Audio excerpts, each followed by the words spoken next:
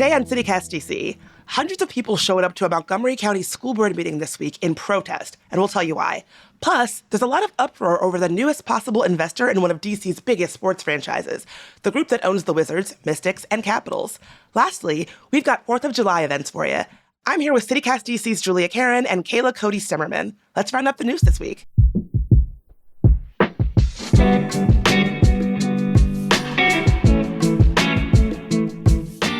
Today's Friday, June 30th. I'm Bridget Todd, and here's what DC is talking about.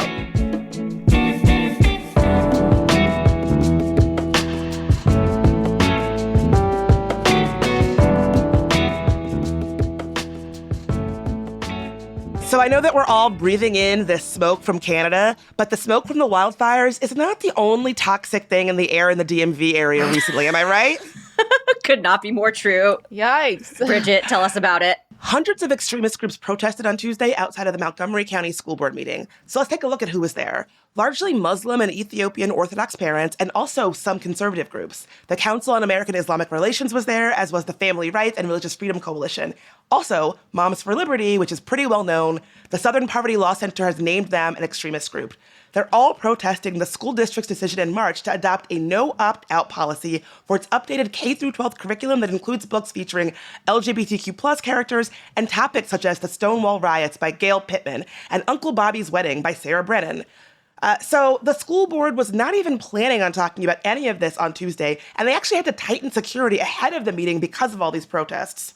Okay, so here's one of my takes on this. So this is part of the language arts curriculum. It's not part of the health curriculum. So if it were part of the health curriculum, like a sex ed or something like that, then the parents get the opportunity to opt their kid out, obviously because like parents feel some sort of way about kids knowing about sex inside, outside their home. That's a conversation parents have with their kids or don't. I understand kind of like the squeamishness generally, but like this is part of like English, like reading books generally. Like, I don't know. I don't think I would ever be able to opt out of a book like, I don't know, like Uncle Tom's Cabin or something like that, right? Yeah, I mean, I really agree with you. I think that when you send your kid to public school, you kind of are making a tacit agreement with the state that, like, we are going to be in charge of the curriculum of what you teach. There were plenty of books that I would have liked to opt out of. There were plenty of authors that I didn't love that I had to read. I think that if you get into a situation where parents, within reason, are allowed to pick and choose what their kid is exposed to, that's not a matter of the state. You don't have to send your kid to public school. You can choose a private education that reflects the values of what you want your kid to learn.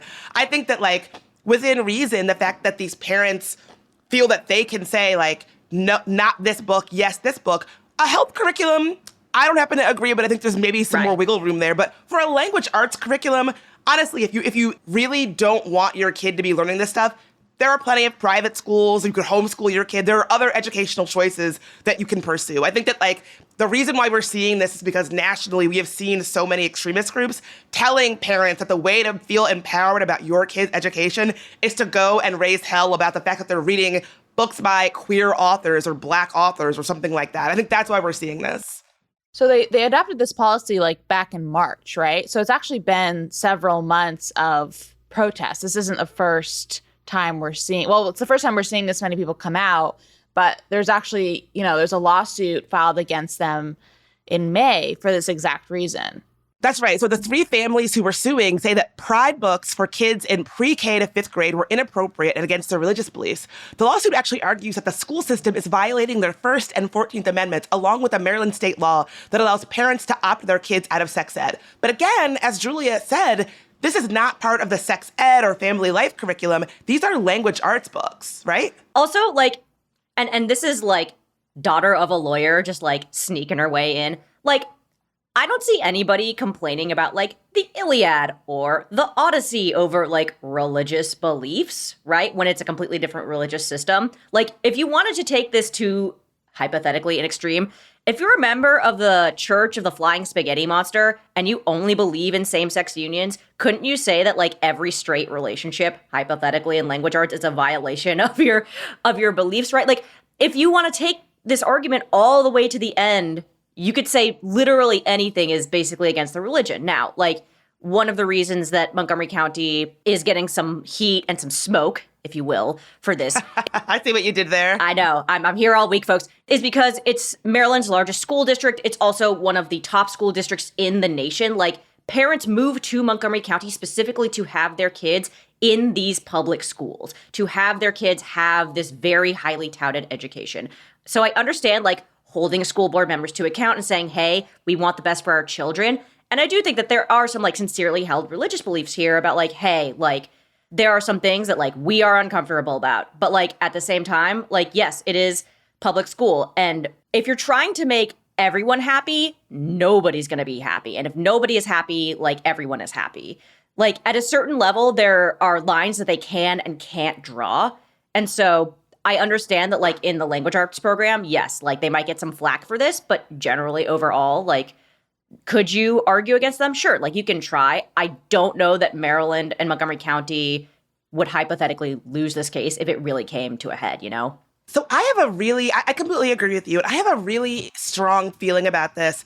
I think that, as you said, Julia, there probably are parents that have legitimate questions about what their kid is learning in that curriculum, and that should be fine. But the fact that they are calling in security to deal with these kinds of protests just illustrates that we're not in a place where we are talking about reasonable, measured debate. So I'm sure that parents probably do have some questions about it. Sure. But the fact that these extremist groups that have a huge national profile, they did this in places like Northern Virginia, this is not their first rodeo. The fact that they are coming and hijacking what might very well be legitimate concerns by actual parents who have kids in this school district and not people looking to, like, make a name for themselves getting on Fox News or whatever. The fact that those people have been able to hijack this conversation and essentially pour gasoline on it, turn up the temperature on it, is really sad. And so I think that the parents that might actually have legitimate questions or concerns, their actual concerns are not going to be able to take center stage because these extremist groups with this very large public profile nationally are getting into the conversation. And so,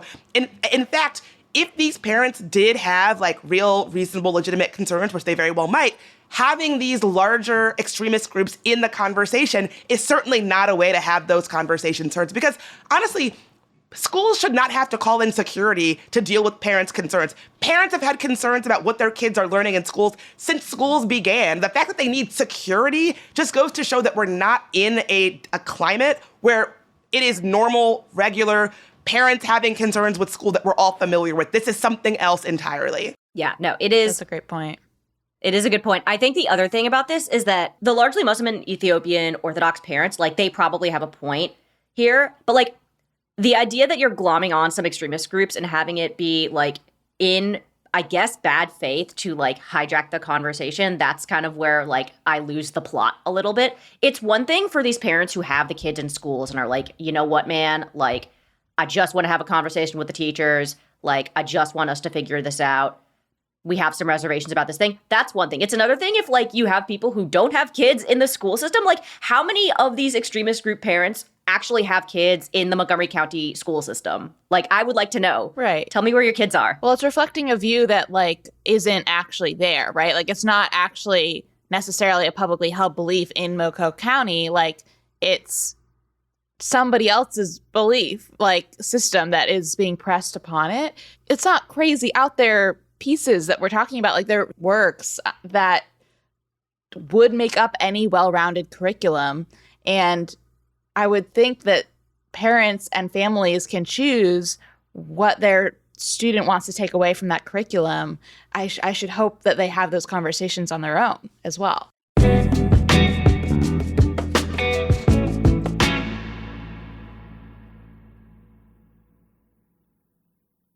Okay, so let's move on because I hear there's drama elsewhere going down in D.C., right, Julia? Listen, extremist parents group aren't the only people who want smoke. As it turns out, the Qatari Sovereign Fund also is looking for some smoke. They are looking into buying a minority stake in Monumental Sports and Entertainment. This is the Ted Leonsis-owned group that owns, you know, the Wizards, the Capitals, the Mystics. The entire portfolio, so, like, including, like, the stadium deals and the TV stuff, is supposedly worth around, like, according to Forbes, $4 billion with a B dollars. It would also make it the first foreign sovereign fund to own a piece of a major U.S. sports franchise.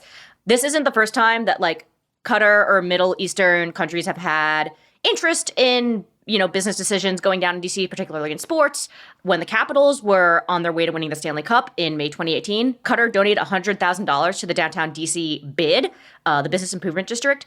And it directed that same amount to the Metro, because you might remember that like Metro was not functioning and could not stay open past 11:30, but people were like, we want it to stay open till 1 a.m. They donated money to that. To be fair, was I a beneficiary of that? You bet I was. Like, of course I'm going to take your money and ride the Metro when I want to ride the Metro.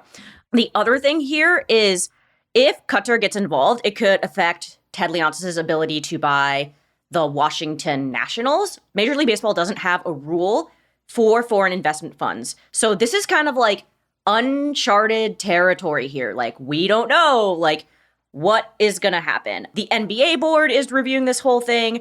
This same Qatari sovereign fund owns a stake in Paris Saint-Germain, the French soccer team. And you might remember that Qatar spent $220 billion on the World Cup that took place.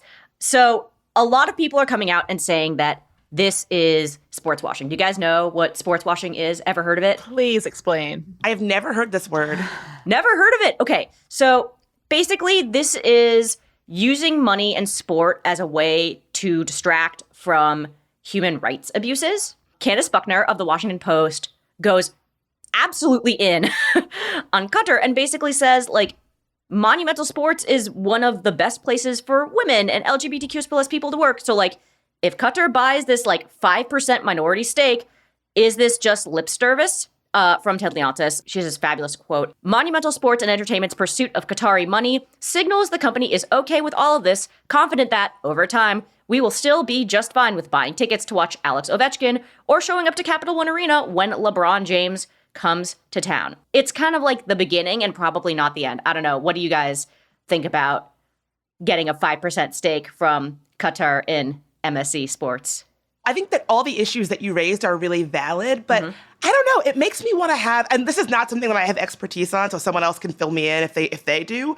It makes me want to have a larger conversation about investments and money in sports more generally, because I feel like it's very easy to say, like, Qatar has this like record of, bad stuff, like we should be turning the other way. And absolutely, I totally agree. But then let's have that conversation in sports more generally. I'm sure if you pulled the thread of where the money is coming from, you're likely to find some stuff that is less than savory there. So, like, either let's do that conversation more broadly, or we have to kind of accept that, like, this is a thing in sports. Like, I don't know. What do you all think? Kayla, got any thoughts, feelings, comments, concerns? Yeah, I mean, I'm going to be honest. Besides being the occasional fan, like, I had no idea this was all going on behind the scenes. So I think that kind of speaks to the fact that, like, it's not super public knowledge. Like, it's not super out there. And that means that I'm sure a lot of strange and unsavory things can happen. But, like, as a fan, like, what does this mean, Julia? Like, how will this actually change anything for us? Or is it kind of just like a niche investor topic, So I think it depends a lot on where your values lie as a fan of a sports team generally. Like, I think part of this is that Ted Leonsis is seen as like this good guy owner who, has heavily invested in the Mystics, has heavily invested in the community, is generally thought of as like a good, quote unquote, owner compared to like Dan Snyder, who, like, we've ragged on this show about him before. Everyone hates. Everyone hates him. Everyone is happy he's leaving. But, like, in that void, there's also this idea of, like, okay, so what makes a good owner? What are those owners' interests? Where does that money go to? To be fair, like, if I'm Ted Leonsis, my goal is to make money for my teams. And if that money comes from Qatar, or if that money comes from insert group here, like, you're gonna take the money. People were not complaining about this necessarily back in 2018 when we got to ride the Metro until 1 a.m. What makes it different now, I think, is that people are more focused on it and are like, what kind of values do we want our sports teams and also our owners to reflect? Yes, I think Qatar is a really easy target. They just spent all this money on the World Cup. There was a bunch of human rights abuses that were reported on, all that crazy stuff. But, like, if you peel back the layers of American sports ownership, we should be holding other owners to that standard too. Like, what happens if you are removing, like, Pride nights or, like, Black History Month nights or, like, insert any topic, or they're, like, donating to something that you don't like? Are you also going to call out those owners as well. I think it's representative of what kind of sports team and owner do you want to stand for? And I think people, you vote with your dollar, right? You either buy tickets to go see the team or you don't. And money, in this case, is going to talk a little louder than actual words. And so, yeah, if your dollar reflects that, that's the message loud and clear. Thank you for that, Julia. So while we're talking about all of these hashtag American values, Kayla, what's going on with 4th of July, our nation's birthday? It's 4th of July this weekend. I cannot believe it's here already. So, there's a lot going on this weekend. Depends on how much of a crowd you're looking to fight. I think there's obviously the classics. We have fireworks going on the National Mall. We have it over the waterfront. We have the Independence Day Parade, which goes down Constitution Avenue. That has bands and balloons. It's huge. All of those things, you're going to want to get there far in advance or get somebody to sort of stake out a spot for you. There's also the Capitol 4th concert, which is like this national concert that's on TV that your grandmother probably watches every year, but you could go to in person at the Capitol for free. So those are all like the big, 4th of July hitters, I'd say. Having lived in DC for many years now, I'm not positive I will be attending any of those, but there's lots of smaller things going around town as well. You have a lot of different rooftops and restaurants that are opening up their roofs that you can go watch the fireworks at. Of course, they're not free. A lot of them are actually quite expensive. The cheapest one that I found so far is the rooftop at the Morrow Hotel. I think it's $35. You don't really get anything, but there is a DJ and you can buy drinks and it's a beautiful view. It could be worth it. Then you can go all the way up to things like there's a cruise on the Potomac that you can take that's, $300. And my God. That's on the lower end. There's you can really get up there. Yeah. You want to be on a boat on the Potomac? It's gonna cost you.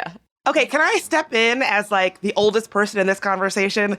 Listen to me. I know that you want to flex for the gram and be on a rooftop. It is not worth it. You will have so much more fun doing something low key, I promise you. These all sound like a lot of fun, but it's like going out on New Year's Eve where it's like, wow, I just paid $150 to fight with my date and then go home sad in an Uber, right? Also, Trust me. It's so smoky. It's always such a gamble, that you can't even see the fireworks anyway. I'm not convinced.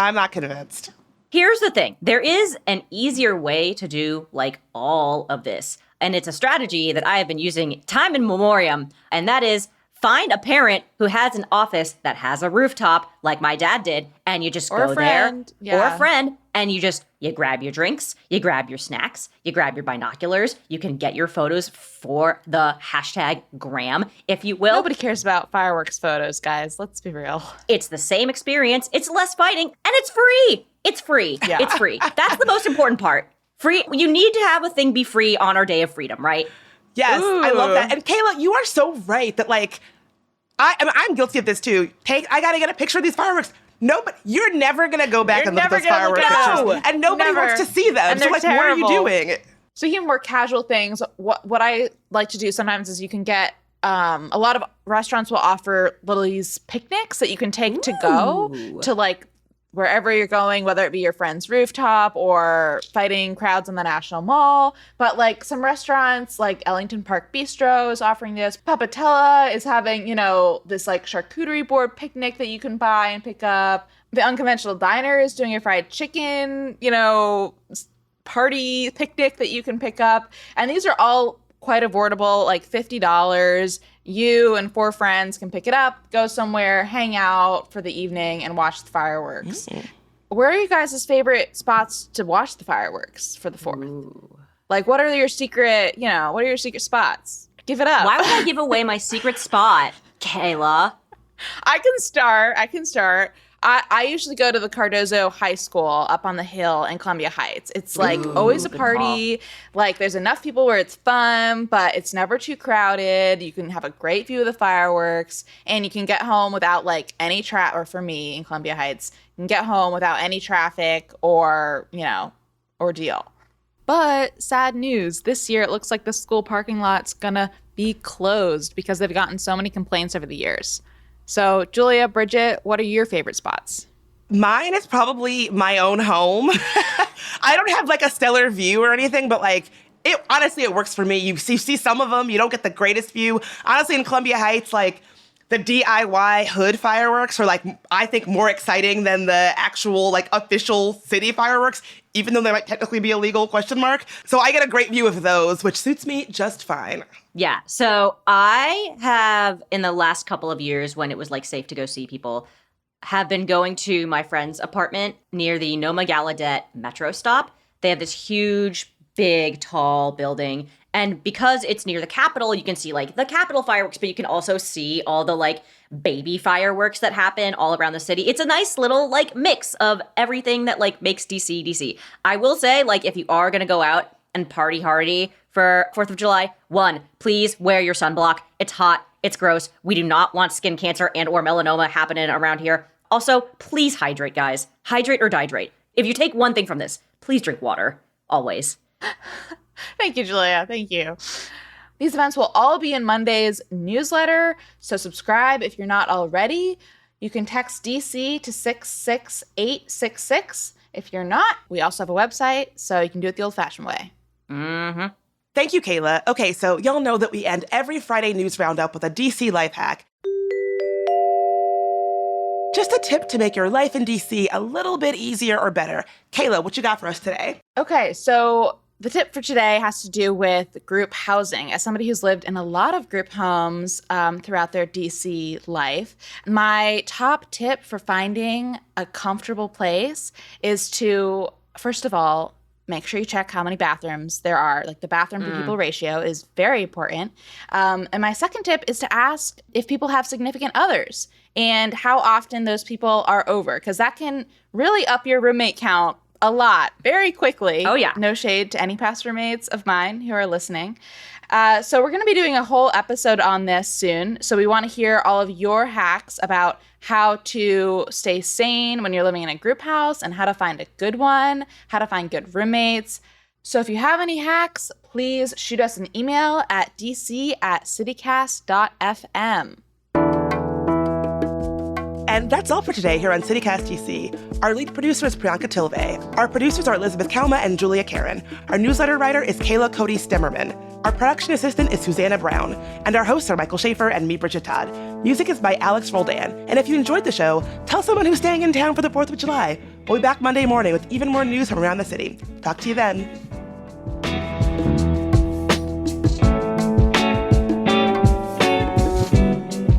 Not true at all. I'm sorry. That's not true. Never mind. Scratch that.